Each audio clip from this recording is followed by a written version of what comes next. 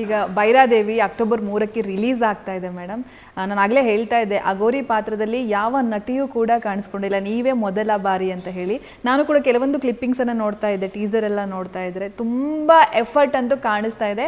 Something special ಈ ಸಿನಿಮಾದಲ್ಲಿ ಇದ್ದೇ ಇದೆ ಅಂತ ಖಂಡಿತ ಅನಿಸ್ತಿದೆ. ಇಡೀ ಭೈರಾದೇವಿ ಜರ್ನಿಯ ಬಗ್ಗೆ ಎಲ್ಲೂ ಹೇಳಿದಂಥ ವಿಚಾರಗಳಿದ್ರೆ ಹೇಳಿ. ಆ ಸ್ಮಶಾನ, ಕೆಲವೊಂದು ನೆಗೆಟಿವ್ ಅನುಭವಗಳು, ಕಾಲಿಗೆ ಪೆಟ್ಟಾಗುತ್ತೆ, ಸ್ಮಶಾನ ಅಂದ್ರೇ ರಾಧಿಕಾ ಕುಮಾರಸ್ವಾಮಿ ಅವರಿಗೆ ಭಯ, ಅಂಥದ್ರಲ್ಲಿ ನೈಟ್ ಶೂಟಿಂಗ್ ಮಾಡಿದ್ದು ಎಲ್ಲವೂ ಒಂಥರ ಭಯಾನಕ ಅಂತ ಅನಿಸುತ್ತೆ.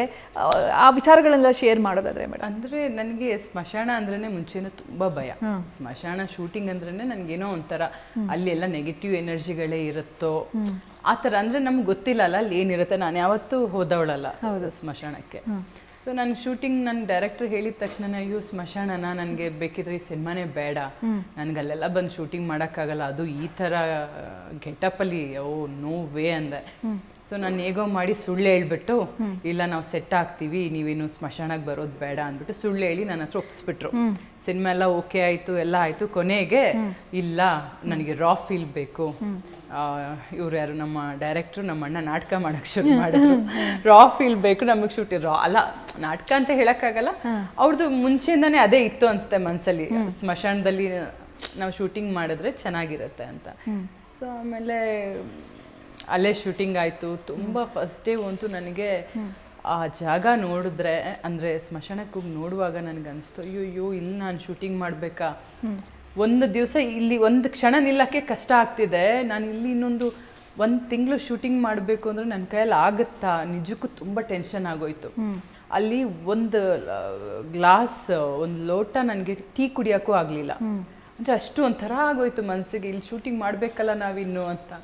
ಅದಾದಮೇಲೆ ಒಂದ್ಸಲ ಆ ಗೆಟಪ್ ಹಾಕ್ಕೊಂಡು ನಾನು ಕ್ಯಾರವ್ಯಾನಿಂದ ಹೊರಗಡೆ ಬಂದೆ. ಅದೇನು ಪವರೋ ಗೊತ್ತಿಲ್ಲ, ಇವತ್ತವರೆಗೂ ನನಗೆ ಸ್ಮಶಾನ ಅಂದರೆ ಒಂದು ದೇವಸ್ಥಾನ ಥರ ಫೀಲ್ ಆಗುತ್ತೆ. ಯಾವುದೇ ಒಂದು ಕೆಟ್ಟ ಒಂದು ಅಂದರೆ ನೆಗೆಟಿವ್ ಏನೋ ಕಾಣಿಸ್ಕೊಳುತ್ತೆ, ಹಾಗೆ ಹೀಗೆ ಏನೇನೋ ನನ್ನ ಭ್ರಮೆಗಳಿತ್ತಲ್ಲ ಅದೆಲ್ಲ ಕ್ಲಿಯರ್ ಆಯಿತು. ಬಟ್ ಏನೋ ಕೆಲವೆಲ್ಲ ನೆಗೆಟಿವ್ ಆಗಿ ಅನಿಸಿದೆ ಅಂತಲೂ ಕೇಳ್ಪಟ್ವಿ ಮೇಡಮ್, ಅದು ನಿಜಾನ? ಹಾಗಾದ್ರೆ ನಿಮ್ಮ ಕಾಲು ಕೂಡ ಪೆಟ್ಟಾಗಿತ್ತು ಅಂತ ಅನ್ಸುತ್ತೆ ಈ ಶೂಟಿಂಗ್ ಟೈಮ್. ಅಂದರೆ ಅದೇನಂದರೆ, ಅದು ಈ ಸಿನಿಮಾ ಶುರು ಮಾಡುವಾಗಿಂದನೂ ಏನಾದರೂ ಒಂದು ತೊಂದರೆಗಳಾಗ್ತಾನೆ ಇತ್ತು ನಮಗೆ. ಅಂದರೆ ಸ್ಟಾರ್ಟಿಂಗಲ್ಲೇ ನನಗೆ ಆ ಸ್ಮೋಕ್ ಮಾಡೋ ಸೀನು, ಡೈರೆಕ್ಟ್ರು ಸ್ಮೋಕ್ ಮಾಡಿಸಿದ್ರು, ನಮ್ಮ ಅಣ್ಣನು ಡೈರೆಕ್ಟ್ರು. ಅದು ರಿಯಲ್ ಮ್ಯಾಮ್? ಅದು ನಾನು ಕೇಳಬೇಕು ಅನ್ಕೊಂಡೆ. ರಿಯಲ್ಲೇ ಅದು. ಅಂದರೆ ಅದೇನೋ ಬೇರೆ ಏನೋ ಕೊಟ್ಟರು. ಆ್ಯಕ್ಚುಲಿ ನನಗೆ ಆ ಸಿಗರೇಟ್ ಸ್ಮೆಲ್ ಮುಂಚೆಯಿಂದ ನಾನು ತುಂಬ ಹೇಟ್ ಮಾಡೋದು ಲೈಫಲ್ಲಿ, ಆ ಸಿಗರೇಟ್ ಸ್ಮೆಲ್. ದಯವಿಟ್ಟು ಹುಡುಗರು ಬೈಕೋಬೇಡಿ, ನನಗೆ ಇಷ್ಟ ಆಗಲ್ಲ ಆ ಸ್ಮೆಲ್, ನನಗೇನೋ ಅದು ಒಂಥರ.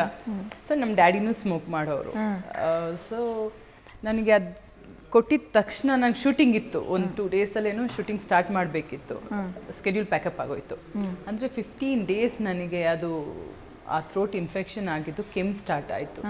ನನ್ನ ಕೈಯಲ್ಲಿ ಆಗಲಿಲ್ಲ. ಅದಾದ್ಮೇಲೆ ಮತ್ತೆ ಬಂದರು, ಇವಾಗ ಅಡ್ಜಸ್ಟ್ ಆಗಿರುತ್ತೆ ಮತ್ತೆ ಸ್ಟಾರ್ಟ್ ಮಾಡಿ ಅಂತ.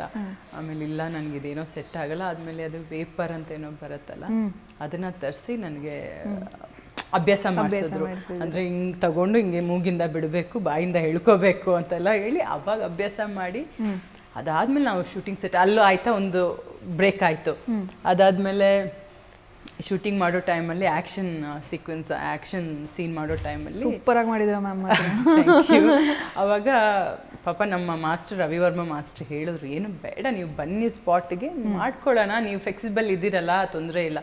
ನನಗೆ ಸ್ವಲ್ಪ ಓವರ್ ಇದು ಕಾನ್ಫಿಡೆನ್ಸ್ ಜಾಸ್ತಿ. ಇಲ್ಲ ಮಾಸ್ಟ್ರೇ, ನಾನು ಬಿಫೋರಾಗಿ ಸ್ವಲ್ಪ ಸ್ಟಡಿಯಾಗಿ ಬರ್ತೀನಿ, ಅವಾಗ ಸ್ವಲ್ಪ ಇನ್ನೂ ಜಾಸ್ತಿ ಚೆನ್ನಾಗಿ ಮಾಡ್ಬೋದು ಅಂತ. ಯಾರೂ ಇಲ್ಲದಿರೋ ಟೈಮಲ್ಲಿ ಬ್ಯಾಕ್ ಫ್ಲಿಪ್ ಮಾಡಿದೆ, ಮಾಡಿ ಬಿದ್ದೆ. ಅಲ್ಲೊಂದು ದಿವಸ ಒಂದು 10 ಅಷ್ಟು ದಿವಸ ಬ್ರೇಕ್ ಆಯಿತು. ಅದು ನಾನೇ ಮಾಡ್ಕೊಂಡಿದ್ದು. ಆಮೇಲೆ ಸ್ಮಶಾನದಲ್ಲಿ ಒಂದ್ಸಲ ನಾವು ಯಾವಾಗ ಶೂಟಿಂಗ್ ಅಂತ ಹೋಗ್ತೀವಿ, ಒಂದು 2-3 ಸಲ ಮಳೆ ಬಂತು. ಮಳೆ ಬಂದು ತಿರ್ಗಾ ಪ್ಯಾಕಪ್, ಎಷ್ಟು ಒಂದೊಂದು ವಾರ ಆ್ಯಕ್ಚುಲಿ ಮಳೆ. ಸೊ ಈ ಥರ ಈ ಸಿನಿಮಾಗೆ ಆಗಿರೋಷ್ಟು ತೊಂದರೆ ಮೋಸ್ಟ್ಲಿ ಯಾವ ಸಿನಿಮಾಗೂ ಆಗಿಲ್ಲ ಅನ್ಸುತ್ತೆ. ತುಂಬ ಒಂದು ತೊಂದರೆಗಳನ್ನ ನೋಡ್ಕೊಂಡು ಅಚಾನಕ್ ನನಗೊಂದು ದಿವಸ ಅನಿಸ್ತು, ಸಿನಿಮಾ ರಿಲೀಸ್ ಮಾಡೋಣ. ಸಡನ್ ಆಗಿ ಈಗ ಡಿಸೈಡ್ ಮಾಡಿ 3 days, ಒಂದು 1 week ಆಗಿಲ್ಲ ನಾವು ಪ್ಲಾನ್ ಮಾಡಕ್ ಶುರು ಮಾಡಿ. ಸರಿ October 3rd ಡೇಟ್ ಚೆನ್ನಾಗಿದೆ ಅಂದ್ಬಿಟ್ಟು ಫಿಕ್ಸ್ ಮಾಡಿದ್ವಿ. ನೋಡಿದ್ರೆ ಅದೇ ಟೈಮ್ ದಸರಾ ಟೈಮ್ ಬಂದಿದೆ. ಸೊ ದೇವಿ ಸಿನಿಮಾ ಎಲ್ರಿಗೂ ಇಷ್ಟ ಆಗುತ್ತೆ. ಯಾಕಂದ್ರೆ ಸಿನಿಮಾದಲ್ಲಿ ಒಂದು ಈಗೇನು ನೋಡ್ತಾ ಇದ್ದೀರಾ ಇದು ಮಾತ್ರ ಅಲ್ಲ, ಕಾಳಿ ಗೆಟಪ್ ಇದೆ, ಮತ್ತೆ ಬೇರೆ ರೀತಿಯಾದಂಥ ಗೆಟಪ್ಗಳಿದೆ, ಮತ್ತೆ ತುಂಬ ವಿಭಿನ್ನ ಪಾತ್ರದಲ್ಲಿ ನಮ್ಮ ರಮೇಶ್ ಸರ್ ಅವರು ಅಭಿನಯಿಸಿದ್ದಾರೆ. ಇನ್ನೂ ಹಲವಾರು ನಟ ನಟಿಯರಿದ್ದಾರೆ. ಅನು ಮುಖರ್ಜಿ ಅವರಿದ್ದಾರೆ, ಸ್ಕಂದ ಅಶೋಕ್ ಅವರಿದ್ದಾರೆ, ರವಿಶಂಕರ್ ಅವರಿದ್ದಾರೆ, ರಂಗಾಯಣ ರಘು ಅವರಿದ್ದಾರೆ, ತುಂಬ ಜನ ದೊಡ್ಡ ಆರ್ಟಿಸ್ಟ್ಗಳಿದ್ದಾರೆ. ಸೊ ಒಂದು ವಿಭಿನ್ನವಾಗಿ ಒಂದು ಈಗಿನ ಜನರು ಇಷ್ಟಪಡೋ ಅಂತ ಒಂದು ಕಥೆನ ನಾನು ಅಂದರೆ ಇದು ನಿಮ್ಗೆ ಅನ್ಸ್ಬೋದು ಭೈರಾದೇವಿ ಅಂದಿದ ತಕ್ಷಣ ಏನು ಅಗೋರಿ ಮತ್ತೆ ಕಾಳಿ ಇಷ್ಟೇ ಇದೆಯೇನೋ ಸಿನಿಮಾದಲ್ಲಿ ಅಂತ. ಇಲ್ಲ, ಇದರಲ್ಲಿ ಸಸ್ಪೆನ್ಸ್ ಇದೆ. ಅಂದರೆ ಫ್ಯಾಮಿಲಿ ಸಮೇತವಾಗಿ ನೋಡೋ ಅಂತ ಒಂದು ಒಳ್ಳೆ ಕತೆ ಇದೆ ಇದರಲ್ಲಿ. ಜಿ ಕನ್ನಡ ನ್ಯೂಸ್ ಈಗ ನಿಮ್ಮ ಮನೆಯಲ್ಲೇ ನೋಡಿ. ಎಲ್ಲ ಕೇಬಲ್ಗಳಲ್ಲಿ ಈಗ ಲಭ್ಯ.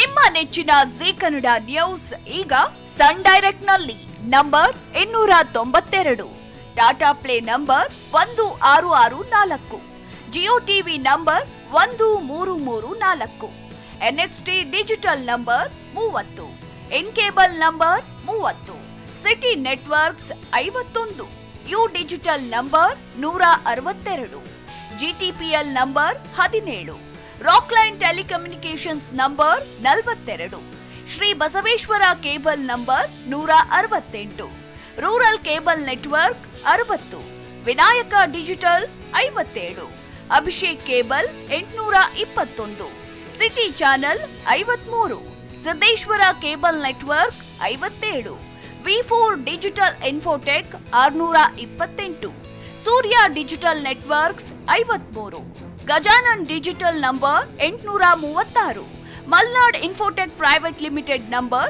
56, Metrocast number 830, Victory Digital number 167ರಲ್ಲಿ ನೋಡಿ ಆನಂದಿಸಿ.